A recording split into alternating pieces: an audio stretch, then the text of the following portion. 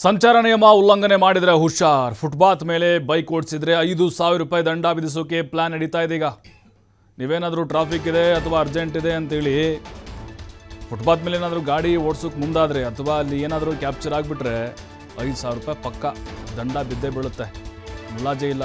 ಎಲ್ಲಪ್ಪ ಯಾರು ನೋಡಿಲ್ಲ ಟ್ರಾಫಿಕ್ನವ್ರು ಅಂತ ಅಂದ್ಕೊಳ್ಬೇಡಿ. ಅಲ್ಲಿ ಕ್ಯಾಮ್ರಾ ಸೆರೆ ಹಿಡಿದಿರುತ್ತೆ ನಿಮ್ಮದು.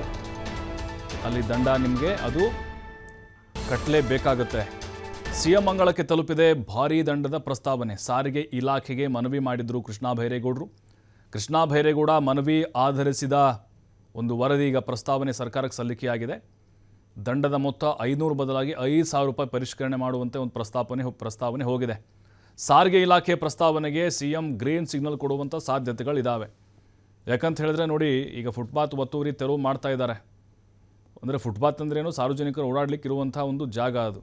ನೀವೆಲ್ಲ ಗಾಡಿ ಓಡಿಸ್ಕೊಂಡು ಹೋಗ್ತೀರಿ ಅಂತ ಹೇಳಿದ್ರೆ ನಾವು ನೋಡ್ತಾನೆ ಇರ್ತೀವಿ.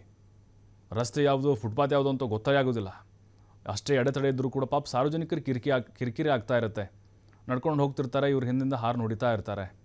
ಎಷ್ಟೋ ಸಾರಿ ಅನಾಹುತಗಳು ಕೂಡ ಆಗಿದ್ದಾವೆ. ಅಲ್ಲಿ ಉಬ್ಬಿದೆಯಾ ತಗ್ಗಿದೆ ಯಾವುದನ್ನು ಕೂಡ ನೋಡಲ್ಲ ಅವರು, ಹಾಗೆ ನುಗ್ಗಿಬಿಡ್ತಾರೆ. ಮೊದಲು 500 ರೂಪಾಯಿ ಫೈನ್ ಇತ್ತು, ಈಗ ಅದನ್ನು 5,000 ರೂಪಾಯಿಗೆ ಏರಿಸೋಕೆ ಪ್ಲ್ಯಾನ್ ಕೂಡ ನಡೀತಾ ಇದೆ. ಬಹುತೇಕವಾಗಿ ಮುಖ್ಯಮಂತ್ರಿಗಳು ಕೂಡ ಇದಕ್ಕೆ ಒಪ್ಪಿಗೆಯನ್ನು ಕೊಡ್ತಾರೆ. ಈಗಾಗಲೇ ಇದಕ್ಕೆ ಸಂಬಂಧಪಟ್ಟಂಗೆ ಸಾರ್ವಜನಿಕರಿಂದಲೂ ಕೂಡ ಸಾಕಷ್ಟು ದೂರುಗಳು ದಾಖಲಾಗಿತ್ತು. ಈಗ ಆ ಸಂಚಾರ ನಿಯಮಗಳನ್ನು ಉಲ್ಲಂಘನೆ ಮಾಡೋದ್ರ ಜೊತೆಗೆ ಫುಟ್ಪಾತ್ ಮೇಲೆ ನೀವೇನಾದರೂ ಗಾಡಿ ಓಡಿಸಿದ್ದೇ ಕಂಡು ಬಂತು ಅಂತಂದರೆ ಮುಲಾಜಿಲ್ಲದೆ ಫೈನ್ ಹಾಕಲಿಕ್ಕೆ ಈಗ ಆಯುಕ್ತರು ಕೂಡ ನಿರ್ಧಾರವನ್ನು ಮಾಡಿದ್ದಾರೆ. ಕೃಷ್ಣ ಬೈರೇಗೌಡರು ಈಗಾಗಲೇ ಪ್ರಸ್ತಾವನೆಯನ್ನು ಕೂಡ ಸಲ್ಲಿಸಿದ್ದಾರೆ.